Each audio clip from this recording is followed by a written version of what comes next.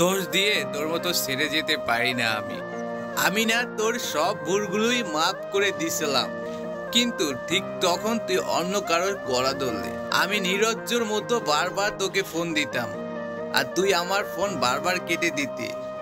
আমি তাও মাফ করেছিলাম, কিন্তু যখন জানতে পারলাম সেই ফোনগুলো কাটা ছিল অন্য কারোর মায়ায় পড়ে, সেটা আমি কখনই মাফ করতে পারলাম না।